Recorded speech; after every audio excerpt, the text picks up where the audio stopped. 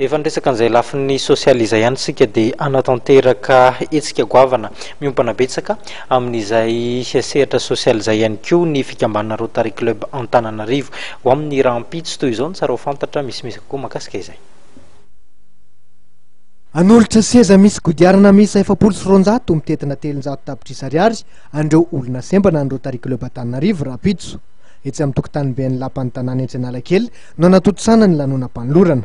Nisy ny fivoriana izay nahafahan'ny Rotary Club Antananarivo nijery ireo sehatra apetraka lahara-pahamehany ka isan'ny izany ny fahasalamana. Olona zany izay hoe izy mety pitsaka fa tena hoe izy no mihinandreo dia efa nisy zany olona nanao fangatahana zany.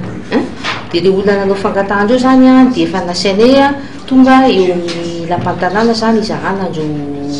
fauteuil roulant reo. Fa raha ohatra moa zany amin'io fotoana io misy olona izay tarabe tsy nanao fangatahana izy fa mary izy amin'izao fotoana izao fa hoe misy fauteuil roulant ho zarainay ka tonga any izy ka hitanay tokoa izy fa mila fauteuil roulant dia omena izy. Hitanay zany fa olona manana fahasimbanana tena mila ilay fauteuil roulant dia omena izy raha ohatra izy tsy voasoratra anaty lista io no arakaraky ny isan'ilay fauteuil roulant zay ho zaraina zany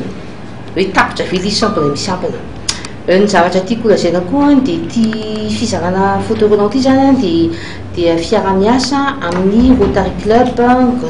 fiara-miasan'ny Rotary Club Antananarivo sy ny Rotary Club Gosford North avy any Australie. Araka ny fanazavana ny mena nandritra ny valandresaka amin'ny mpanao gazety dia mitsinjara toy izao ny fanolorana ireo seza misy kodiarana